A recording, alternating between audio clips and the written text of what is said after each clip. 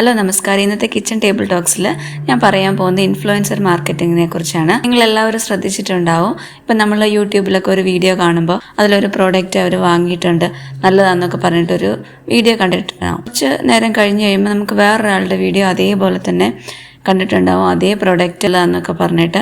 അങ്ങനെ ഒരു പ്രൊഡക്റ്റിൻ്റെ തന്നെ നമുക്ക് റിപ്പീറ്റഡ് ആയിട്ട് നമുക്ക് ആഡ് വന്നുകൊണ്ടേയിരിക്കും.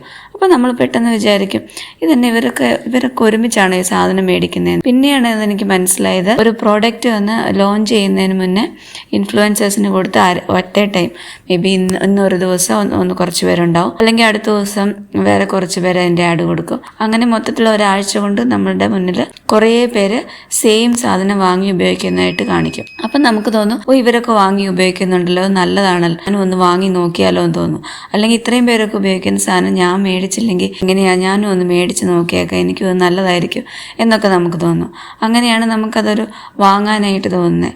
അപ്പോൾ പലപ്പോഴും നമുക്ക് ശരിക്കും ആവശ്യമുണ്ടോ എന്നൊക്കെ അങ്ങനെ ശ്രദ്ധിക്കാറേ ഉണ്ടാവത്തില്ല. പിന്നെ ഒന്നും കൂടെ നോക്കിയാൽ മനസ്സിലാവും, ഇവർക്ക് ഒത്തിരി സബ്സ്ക്രൈബേഴ്സൊക്കെ ഉള്ള കണ്ടന്റ് ക്രിയേറ്റേഴ്സ് ആയിരിക്കും. മോസ്റ്റ് ഓഫ് ദി ആളുകൾ ഇത് ആഡ് ആണെന്നൊന്നും പറയത്തില്ല, അല്ലെങ്കിൽ പെയ്ഡ് പ്രൊമോഷനാണെന്ന് പറയാറില്ല. അപ്പം ഇത്രയും പേരൊക്കെ സബ്സ്ക്രൈബേഴ്സൊക്കെ ഉള്ള ആൾക്കാർ എന്ന് പറയുമ്പോൾ അവരൊരു ട്രസ്റ്റ് ബിൽഡ് ചെയ്തിട്ടുണ്ട്. അവരുടെ വ്യൂവേഴ്സൊക്കെ അവരെ നമ്മുടെ വീട്ടിലുള്ള ആളായിട്ട് വളരെ ട്രസ്റ്റ് ചെയ്യുന്നുണ്ടാവും. നമ്മൾ ഒരിക്കലും അവരുടെ ഫാമിലി ഒന്നും ആവത്തില്ല. നമ്മുടെ ഫാമിലി എന്ന് പറയുന്നത് നമ്മുടെ വീട്ടിലുള്ളവരാണ്. നമ്മുടെ ഹസ്ബൻഡ് ആയിരിക്കാം, അല്ലെങ്കിൽ അച്ഛനും അമ്മയായിരിക്കാം, നമ്മുടെ സിബ്ലിങ്സ് ആയിരിക്കാം, അങ്ങനെയുള്ളവരായിരിക്കും. അല്ലാത്തവരൊന്നും നമ്മുടെ ഫാമിലി അല്ല, അവർക്ക് വേറെ ഫാമിലി ഉണ്ട്. അപ്പൊ അവർ പറയുന്ന എല്ലാം നമുക്ക് വിശ്വസിക്കേണ്ട ആവശ്യമൊന്നുമില്ല. പറയുന്ന കാര്യങ്ങൾ നമ്മൾ ആലോചിച്ചിട്ട് നമ്മൾക്ക് അത് ശരിയാണെന്ന് തോന്നുന്നത് നമ്മൾക്ക് ആവശ്യമുണ്ടെങ്കിൽ മാത്രം നമ്മൾ വാങ്ങിയാൽ മതി. ഞാൻ എപ്പോഴും ശ്രദ്ധിച്ച ആഡ് എന്ന് പറയുന്നത് മിൽക്ക് മിക്സേഴ്സിന്റെ ആഡാണ്. അപ്പൊ അവരങ്ങനെ ഡേ ഇൻ മൈ ലൈഫ് വീഡിയോയുടെ ഇടയിൽ കൂടെ അവരിങ്ങനെ കൊച്ചു 2 ദിവസമായിട്ട് അല്ലെങ്കിൽ ഫുഡ് അധികം കഴിക്കുന്നുണ്ടായിരുന്നില്ല, ഇച്ചിരി ക്ഷീണം ഉണ്ടായിരുന്നതുകൊണ്ട് ഞാൻ പാലിൽ ഇതിങ്ങനെ മിക്സ് ചെയ്ത് കൊടുത്തു. അപ്പൊ നല്ല ഇഷ്ടപ്പെട്ടു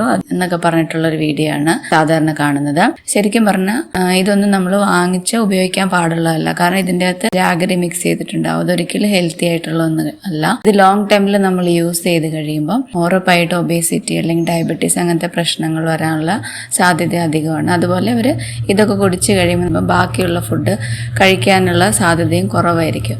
അപ്പോൾ നമ്മൾക്ക് കംപ്ലീറ്റ് ആയിട്ടുള്ള ഒരു ന്യൂട്രീഷൻ അവർക്ക് അവിടെ കുറയുകയാണ് ചെയ്യുന്നത്. പിന്നെ ഇതുപോലത്തെ ഷുഗർ ഹെൽത്ത് മിക്സേഴ്സും അതുപോലെ ഗമ്മീസ് അങ്ങനത്തെയൊക്കെ ഉപയോഗിച്ച് കഴിയുമ്പോൾ പല്ലിന് കേടുവരാനുള്ള സാധ്യതയും വളരെ കൂടുതലാണ്. അല്ലാതെ ഇവരൊക്കെ പറയുന്നത് കേട്ടിട്ട് നമ്മൾ ബ്ലൈൻഡ് ആയിട്ട് ഇതൊന്നും വാങ്ങുകയോ അല്ലെങ്കിൽ അത് ഉപയോഗിക്കുകയോ ചെയ്യാൻ പാടില്ല. അതുപോലെ തന്നെയാണ് മേക്കപ്പ് പ്രോഡക്ട്സും. ഒരു ദിവസം ഒരു പ്രോഡക്റ്റ് ആണെങ്കിൽ നമ്മൾ അടുത്ത ദിവസം നോക്കുമ്പോൾ അവർ വേറൊരു പ്രോഡക്റ്റ് ഇൻട്രൊഡ്യൂസ് ചെയ്യുന്നുണ്ടാവും. അതുകൊണ്ട് ആരെങ്കിലുമൊക്കെ നമ്മളോട് ഒരു പ്രോഡക്റ്റ് റെക്കമെൻഡ് ചെയ്യുമ്പോൾ വളരെ ആലോചിച്ചിട്ട് വേണം അത് വാങ്ങി ഉപയോഗിക്കാൻ.